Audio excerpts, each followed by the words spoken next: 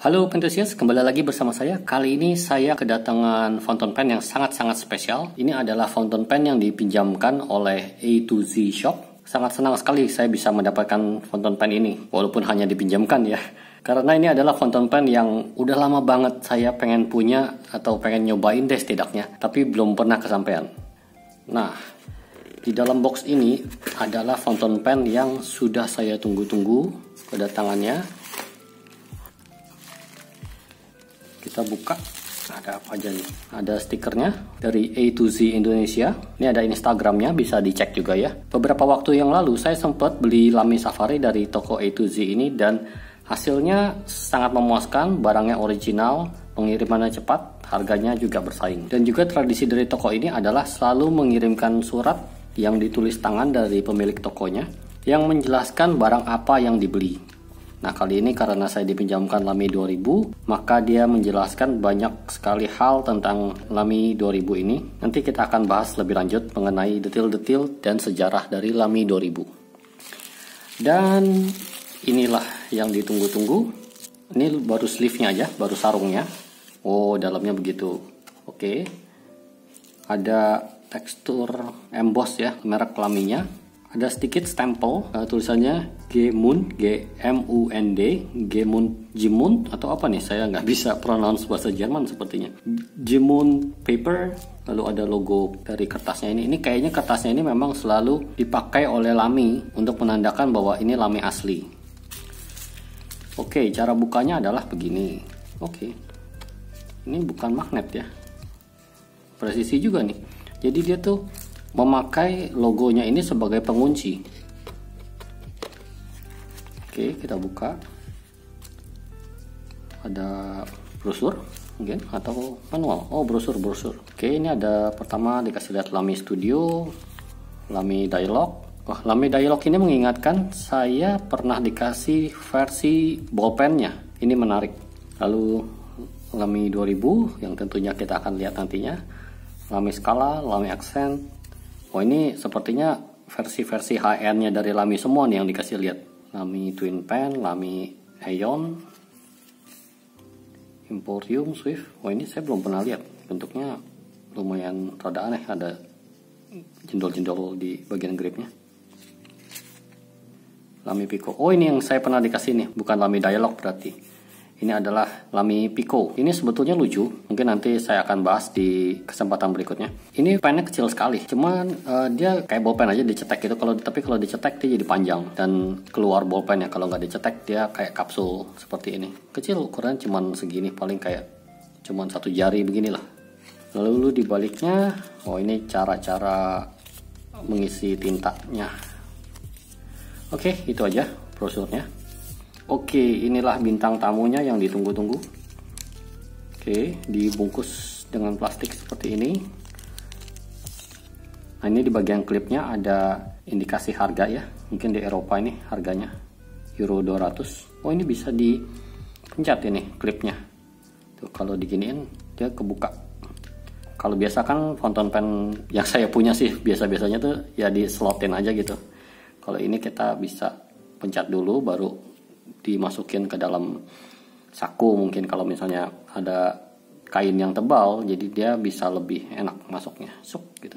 Lalu di sini ada merek Lamy-nya, kecil sekali, sangat nggak kentara lah. Ini produknya sangat minimalis. Lalu ini susah sih kasih lihat di bawahnya klip ini nih, di dalam klip itu ada tulisan Germany 2. Saya nggak tahu artinya 2 itu apa. Apakah ada Germany 1 dan Germany 3 atau mungkin itu kode produksi. Kayak jadi cuman ada Lamy, sisanya tidak ada indikasi. Di belakangnya ada bulatan stainless. Ini saya udah riset sedikit.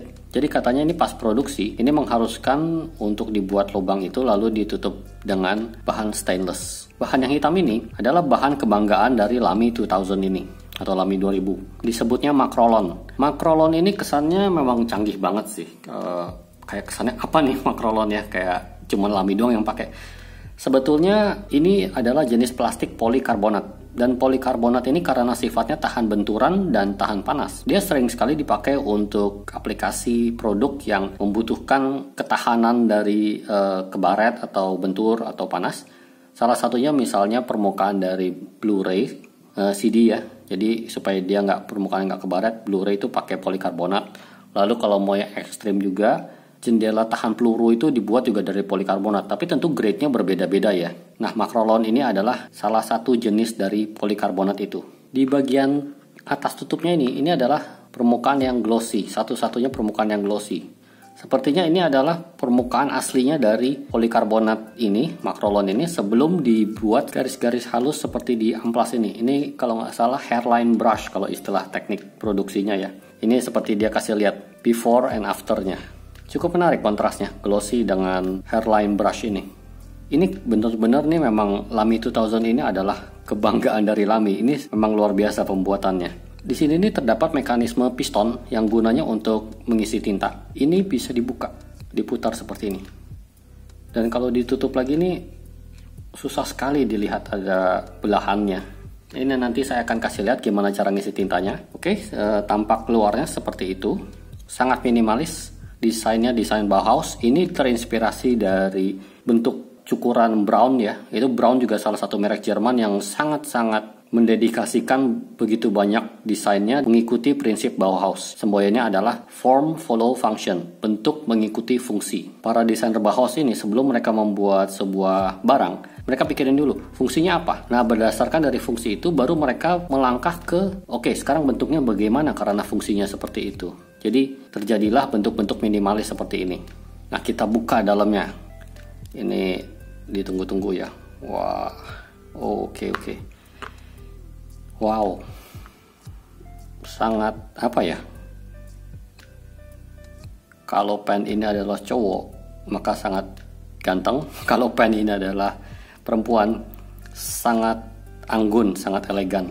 Saya sering lihat foto-foto di internet tentang Lamy 2000 ini, tapi lihat aslinya itu lebih menyenangkan. Rasanya tuh saya sekarang review ini sambil senyum-senyum sendiri. Ini antara hitam di sini ya sama stainless yang di sini yang ada juga hairline brush-nya di sini. Itu kontras sekali. Di sini tuh kayak malu, kayak pendiam gitu kesannya. Tapi di sini tuh langsung dia kayak bersinar. Dan diteruskan lagi di ujung nipnya ini glossy. Wah. Ini beneran loh, aslinya ini benar-benar enak banget dilihat. Ini menurut saya ini salah satu karya seni di dunia modern design, modern art ya, dimana sebuah barang seni tapi juga mempunyai fungsi yang bisa dipakai gitu loh, seperti patung atau karya seni yang bisa dipakai. Itu menyenangkan sekali. Lalu di sini ada klip kecil, itu gunanya untuk mengunci bagian ininya. Nah gitu. Ini bahkan ya pada saat kita menutup ini aja, ini rasanya mahal. Rasanya tuh kayak apa ya? Kalau pernah numpang di mobil Eropa, BMW atau Mercy ya, itu kalau nutup itu rasanya bleb gitu loh. Rasanya mantep dan apa ya? Mantep sekaligus lembut di saat yang bersamaan. Nah inilah rasanya seperti ini nih. Rasanya memang mantap sekali. Pertama-tama tuh ada perlambatan dulu, ada tahanan, lalu pas di sana makin berat lalu klak gitu loh. Ini mekanisme kecil seperti ini aja rasanya sangat-sangat dipikirkan sekali engineeringnya, luar biasa. Lalu di atas bagian pengunci ini terdapat garis-garis untuk ngintip berapa banyak tinta yang masih ada. Ini memang nggak memberikan banyak indikasi sebetulnya tepatnya seberapa banyak tintanya. Tapi selama masih kelihatan di sini, ini saya rasa artinya mungkin ya masih cukup banyak tintanya, dan kalau sudah mulai kelihatan kosong seperti ini sudah mulai perlu diisi lagi tintanya. Di sini juga saya sangat kagum sama permainan material dari Lamy 2000 ini. Di sini kan ada material besi ya yang jelas-jelas berbeda sama material plastik. Lalu material plastik pun ada plastik hitam dan plastik bening. Ini ketiga material ini digabungkan sama sekali tidak terasa transisi beda bahannya. Ini semua tuh benar-benar menyatu. Kalau dipegang ini nggak terasa bagian mana tuh yang ada garisnya, bagian mana yang ada plastik atau stainlessnya. Ini seperti semua tuh satu material. Luar biasa, ini benar-benar memang inilah yang disebut German engineering ya. Presisi banget. Lalu di sini juga yang tadi yang saya sebut ada bagian piston yang bisa dibuka ini. Ini juga cuma kelihatan kalau dibuka seperti ini.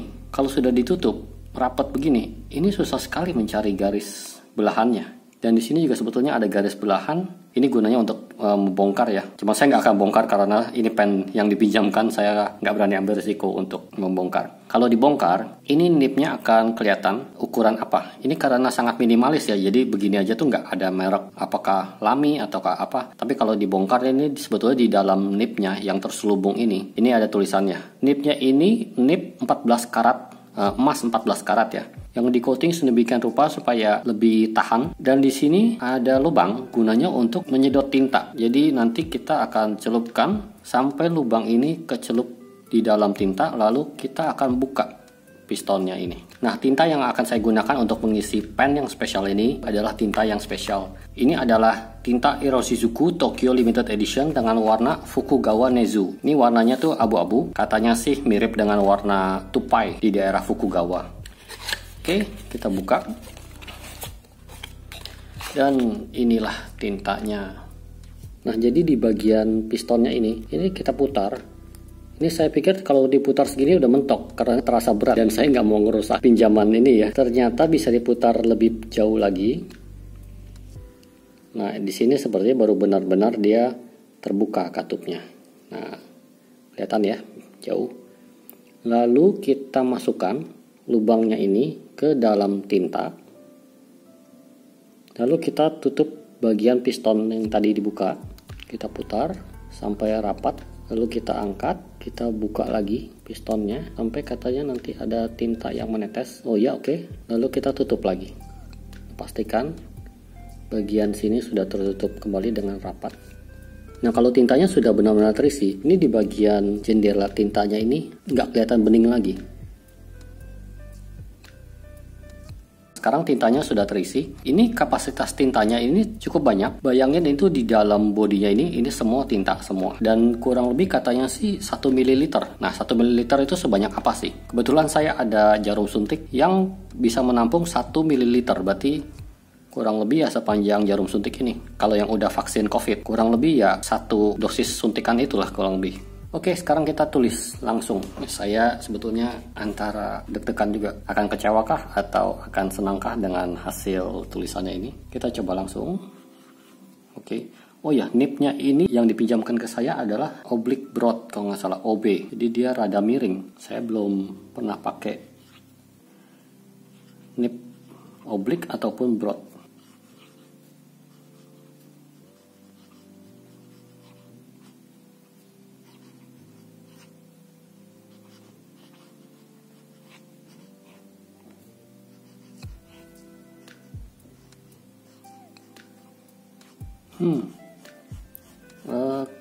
Karena dia bentuknya rada miring,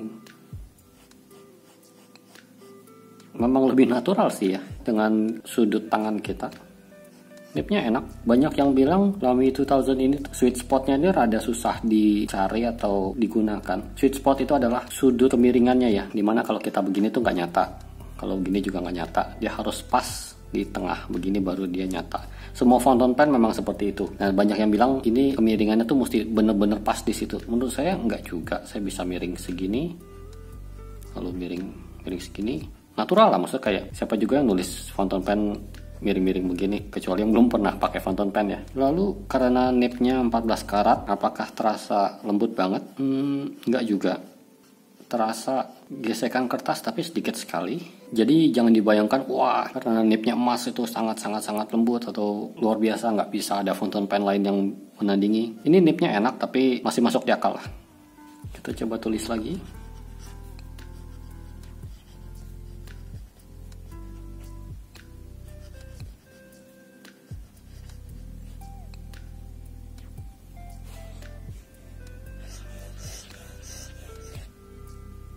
Nggak pernah skip ya dari tadi ya. Kita coba putar-putar gimana pun dan tintanya selalu ada tuh, selalu supply tinta terus, nggak pernah kehabisan. Saya akan coba pakai ini beberapa hari untuk benar-benar merasakan seperti apa sih rasanya pakai Lamy 2000 ini. Setelah pemakaian beberapa hari, boleh dibilang saya lumayan menikmati Lamy 2000 ini.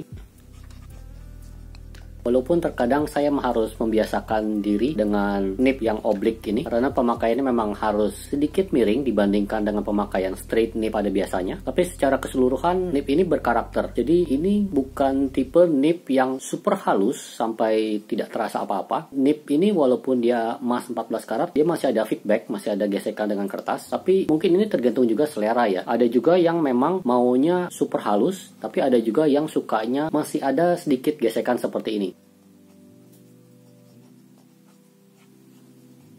Lamy 2000 ini memang layak untuk disebut sebagai fountain pen yang ikonik. Salah satunya ya yang di abad ini kalau boleh dibilang. Bentuknya ini walaupun pertama kali diciptakan pada tahun 1966, berarti sudah berapa tuh? 60 tahun lalu. Tapi bentuknya ini sama sekali tidak ketinggalan zaman. Bentuknya ini masih sangat relevan kalau dipakai di tahun 2021 ini. Ini benar-benar applause untuk Abang Gerd A. Muller ya. Dia tuh desainer yang menciptakan Lamy 2000 ini. Selain bentuknya, dia juga bisa mengeksekusi sampai ke finish produknya. Bisa sesuai dengan desain yang dia visualisasikan di pikirannya dengan permainan material yang presisi. Nah, ini semua menyatu dengan sangat-sangat rapi. Ngomongin desain yang nggak ketinggalan zaman, desain ini juga cocok untuk dibawa kemana-mana.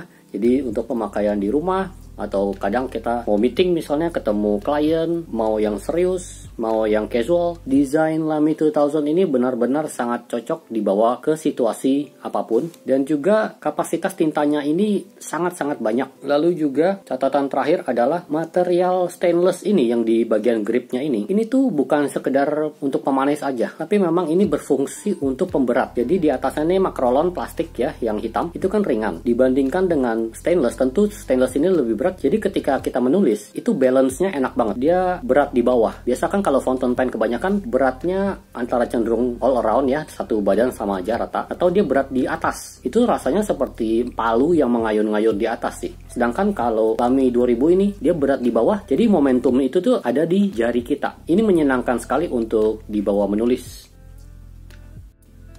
Di akhir cerita, saya terpaksa harus berpisah dengan Lamy 2000 ini dan mengembalikan ke A to Z. Harapan saya mungkin mudah-mudahan suatu hari saya bisa memiliki Lamy 2000 ini. Ini adalah salah satu fountain pen yang memang kalau saya beli, saya sebetulnya lebih membeli karena sejarah dan desainnya. Sekian dari saya. Kalau ada pertanyaan atau yang ingin didiskusikan, silakan tulis di kolom komentar. Sampai jumpa di review selanjutnya. Bye-bye.